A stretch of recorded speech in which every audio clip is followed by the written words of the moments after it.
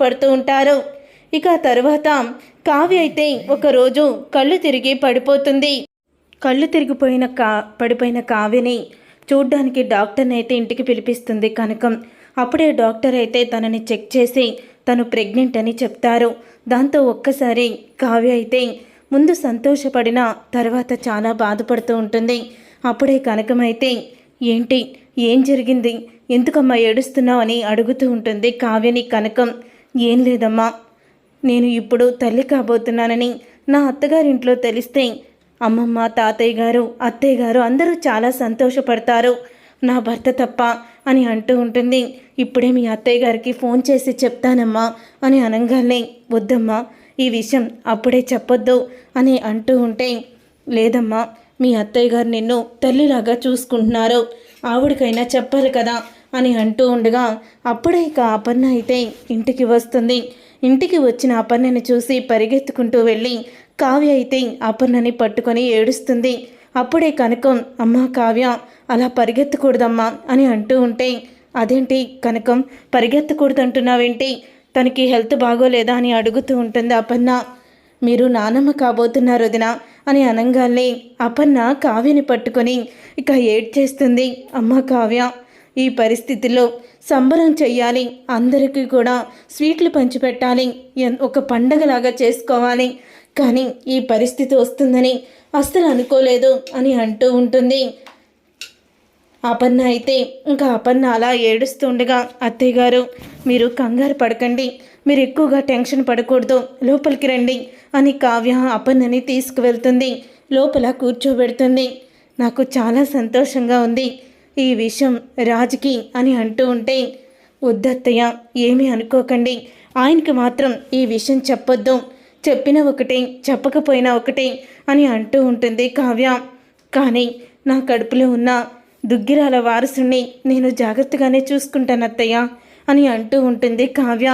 నిజంగా నీలాంటి కోడలు ఇంట్లో లేకపోతే ఆ ఇల్లు నరకంగానే ఉందమ్మా అని అంటూ ఉంటుంది అపర్ణ. అయితే అత్తయ్య మీరు నా గురించి ఆలోచించొద్దు, మీరు ఎప్పుడు నన్ను చూడాలన్నా మీరు రావచ్చు, ఇది మీ ఇల్లే అని అంటూ ఉంటుంది కావ్య. అయితే అప్పుడే కనకం అయితే వదిన ఏమీ అనుకోకపోతే భోజనం చేసి వెళ్ళండి అని అనగానే నా కోడలు తల్లి కాబోతుంది, నా వంశానికి వారసునివ్వబోతుంది, ఈ ఆనందంలో తింటాను అని అంటూ ఉంటుంది అపర్ణ.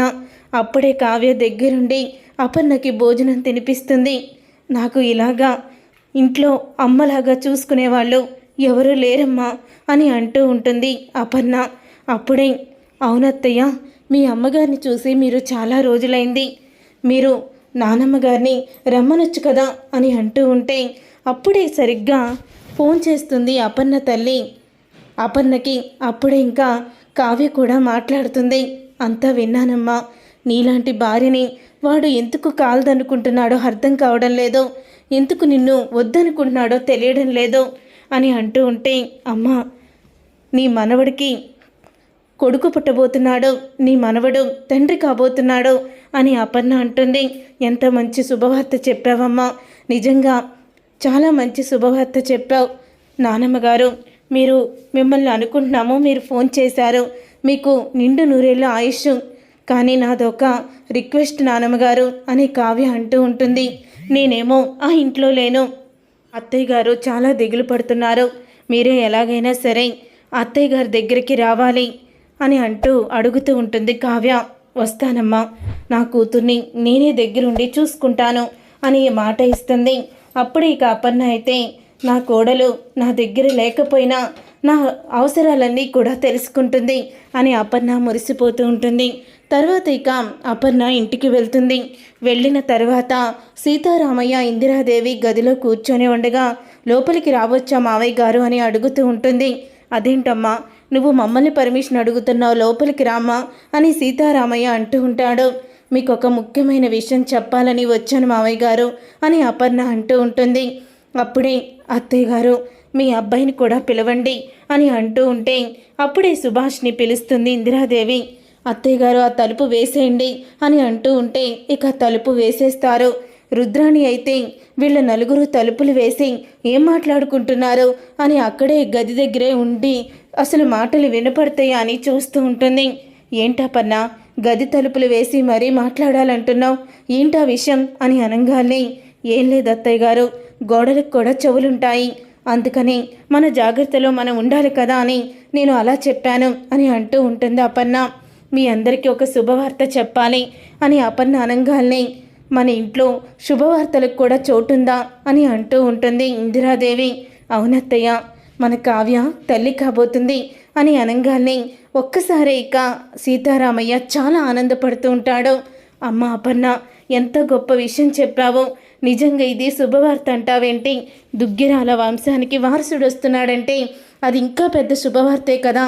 మరి ఈ విషయం రాజుకి చెప్పారా అని అంటూ ఉంటే, లేదు మావయ్య గారు, కావ్య చెప్పొద్దంది, డబ్బులిచ్చి కోడలుగా నటించమన్నా ఆయనకి ఈ విషయం చెప్పొద్దు అత్తయ్య అని చెప్పింది.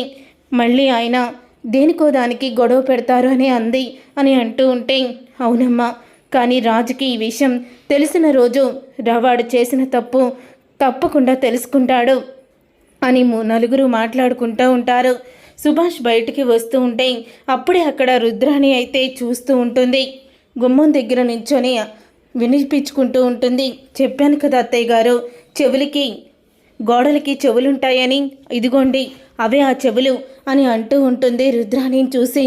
ఏంటి అందరూ లోపలికి వెళ్ళి ఏం మాట్లాడుకుంటున్నారు అని అనగానే, ఇప్పుడు చెప్పింది విన్నావు కదా, గోడలకి చెవులుంటాయని లోపలికి వెళ్ళి మాట్లాడుకుందాం అంటే నువ్వుంటావని, ఇక నీకు చెప్పేదేమీ లేదులే అని అంటూ ఉంటుంది అపర్ణ అయితే. ఇక అపర్ణ అన్న మాటకి అప్పుడే ఇక రుద్రానికి చాలా కోపం వస్తుంది. తర్వాత రోజు అపర్ణ తల్లి అయితే వస్తుంది. వచ్చిన తర్వాత అప్పుడే ఇక రాజుతో అంటూ ఉంటుంది, భార్యని నువ్వు ఎందుకు వద్దనుకుంటున్నావో, అంటే ఇలాంటి వాళ్ళని నమ్మి నీ భార్యని నువ్వు కాలదనుకుంటున్నావా అని అంటూ ఉంటే అప్పుడే ఇక రాజు అయితే అంటూ ఉంటాడు వాళ్ళ అమ్మమ్మతో, ప్రయాణం చేసొచ్చావు అమ్మమ్మ, లోపలికి వెళ్ళి రెస్ట్ తీసుకో అని అనడంతో, నాకు తెలుసురా నువ్వు మాట దాటేస్తున్నావని నాకు అర్థమైపోయింది అని అంటూ ఉంటుంది అపర్ణ తల్లి అయితే. తర్వాత ఇక అపర్ణ తల్లి అయితే జరిగిందంతా కూడా తెలుసుకుంటుంది. అప్పుడే అపర్ణ తల్లి ఇలా అంటూ ఉంటుంది, అపర్ణ, అదే టయానికి నీకు హెల్త్ బాగోకపోవడం ఏంటి? డాక్టర్ ఇచ్చిన మెడిసిన్సే నువ్వు వేసుకున్నావు. అదే సమయానికి కావ్యకి ఫోన్ రావడం, తను ఒక్కదే ఆఫీస్కి వెళ్ళడం, అక్కడ ఏమీ జరగలేదని, ఆఫీస్లో ఎవరూ ఫోన్ చేయలేదని చెప్పడం, ఇదంతా ఏదో ప్లాన్ చేసినట్టు లేదు అని అంటూ ఉంటే, అవునమ్మా, నువ్వు వచ్చే వరకు నేను అది సరిగ్గా పట్టించుకోలేదు, కానీ ఏదో ప్లాన్ చేసినట్టే ఉంది అని అంటూ ఉంటుంది అపర్ణ అయితే. సరే అపర్ణ, వాటి గురించి పెద్దగా నువ్వేమీ ఆలోచించుకో అని గదిలో నుంచి బయటికి వస్తూ ఉంటే అప్పుడే సుభాష్ వస్తాడు. సుభాష్ తన అత్తగారిని చూసి తలదించుకుంటాడు. చూడండి అల్లుడు గారు, మీరు ఏ తప్పు చేశారని నా ముందు తలదించుకుంటున్నారు? మీరు తలదించుకోకండి, మీరు ఏ తప్పు చెయ్యలేదో నాకు తెలుసు, కానీ అపర్ణ తన కోడల్లాగా ఆత్మాభిమానం ఎక్కువ, అందుకనే తను అలా ప్రవర్తిస్తుంది. ఏదో ఒకరోజు మిమ్మల్ని తను అర్థం చేసుకుంటుంది అని అంటూ ఉంటే, థ్యాంక్స్ అత్తయ్య గారు, మీరు కూడా నన్ను అపార్థం చేసుకుంటారేమో అని భయపడ్డాను అని అనగానే, లేదు బాబు, నేనెందుకు అపార్థం చేసుకుంటాను, అస్సలు కూడా అపార్థం చేసుకోను అని అంటూ ఉంటే అప్పుడే ఇంకా, సరే అత్తయ్య గారు, మీరు వెళ్ళి పడుకోండి, చాలా చీకటి పడింది, అప్పుడే టైం కూడా ఎక్కువైంది అని సుభాష్ అంటాడు. అప్పుడే ఇక అపర్ణ గదిలో నుంచి వెళ్తూ ఉండగా రుద్రాని రాహుల్ గదిలో మాట్లాడుకుంటూ ఉండగా అప్పుడే వినేస్తుంది. అపర్ణ తల్లి అయితే ఇక వింటూ ఉంటుంది వాళ్ళ మాటలని. రే రాహుల్, వాళ్ళు నలుగురు ఏదో గదిలో మాట్లాడుకున్నారో ఏంటో అర్థం కావడం లేదు, మన గురించి వాళ్ళకి తెలిసిందా? తెలిసే మాట్లాడుకుంటున్నారా? ఏమీ తెలియడం లేదు, ఇంట్లో ఎవ్వరూ ఏం జరుగుతుందో కూడా చెప్పడం లేదు. అపర్ణ వదిన కావ్య వచ్చిన దగ్గర నుంచి తను చాలా ఆనందంగా కనిపిస్తుంది. ఇటు స్వప్న కూడా హుషారుగానే ఉంటుంది. ఎవ్వరూ ఏ నిజాన్ని బయట పెట్టడం లేదు. ఆ కావ్యని ఇంట్లో నుంచి పంపించాలని ఆ రోజు అపర్ణ వదిన వేసుకునే టాబ్లెట్లు మార్చేసి ఆవిడ్ని చంపేసి కావ్యని శాశ్వతంగా ఇంట్లో నుంచి బయటికి గెంటేసి మానసికంగా రాజుని దెబ్బతీయాలనుకున్నాము అని అంటూ ఉండగా మొత్తం కూడా వీడియో తీసేస్తుంది అపర్ణ తల్లి. ఇక వీడియో తీసేసి అపర్ణ తల్లి అయితే చెప్తూ అంతా కూడా రుద్రాని రాహుల్ చేసిన కుట్రని తెలుసుకొని ఒక్కసారి అపర్ణ, సీతారామయ్య గారు అందరూ బయటికి రండి అని గట్టిగా అరుస్తూ ఉంటుంది. అప్పుడే అందరూ కూడా బయటికి వస్తారు. వచ్చిన తర్వాత అప్పుడే ఇన్ని రోజులు కావ్య తప్పు చేసింది, కావ్య వల్లే నీ తల్లికి అనారోగ్యం పాలయ్యింది అని అనుకుంటున్నావు కదా, ఇంట్లోనే ఉన్నారు దొంగలు, ఇంటి దొంగల్ని ఈశ్వరుడైనా పట్టలేరంటారు కదా, కోడలుగా కావ్యకి అర్హత లేదో దుగ్గిరాల ఇంటి పరువు తీసిందని పేట్రేగిపోయిన ఈ రుద్రాణియే ఆ రోజు మీ అమ్మ ప్రాణాపాయ స్థితిలో ఉండడానికి కారణం అని అంటూ ఉంటే, ఏంటండి అత్తయ్య గారు మీరొక్కళ్ళే తక్కువయ్యారు, మీరు కూడా మా మీదే ఏడుస్తున్నారా పడి అని అంటూ ఉంటే, రుద్రాణి మా అమ్మతో మాట్లాడేటప్పుడు నోటుని అదుపులో పెట్టుకో అని అపర్ణ అంటూ ఉంటుంది. లేకపోతే ఏంటొదినా, ఈ ఇంటి ఆడబోడ్చునైన నన్ను ఇంతలా అవమానిస్తారని అనుకోలేదు అని అంటూ ఉంటే, చిచ్చి నువ్వు ఇంటి ఆడబొడుచువేంటి, దుగ్గిరాల ఆడబొడుచంటే ఎంతో పేరు ప్రఖ్యాతులు అసలు ఉంటాయి, కానీ నువ్వేం చేశావో అని అంటూ ఉంటుంది. ఇక రుద్రాణిని నిలదీస్తుంది. చూడు రాజ్, ఆ రోజు ఎలాగా కుట్ర చేశారో అని మొత్తం వీడియోని చూపిస్తుంది. ఆ వీడియోని చూసి రాజ్ అయితే షాక్ అయిపోతూ ఉంటాడు. అంటే ఆ రోజు మా అమ్మని చంపేసి కళావతిని ఇంట్లో నుంచి బయటికి పంపించేయాలని ప్లాన్ చేశారా, అసలు మీకు బుద్ధుందా అంటూ రుద్రాన్ని చంప పగలగొడతాడు రాజ్. మీలాంటి వాళ్ళని నమ్మి దేవతలాంటి నా భార్యని నేను కాదనుకున్నాను అని రాజు బాధపడుతూ ఉండగా, చూడు రాజ్, ఇలాంటి వాళ్ళని నమ్మావో నువ్వు తండ్రి కాబోతున్నావనే విషయాన్ని కూడా నీ భార్య నీకు చెప్పొద్దన్న స్థాయికి దిగజారిపోయావు అని అంటూ ఉంటుంది అపర్ణ.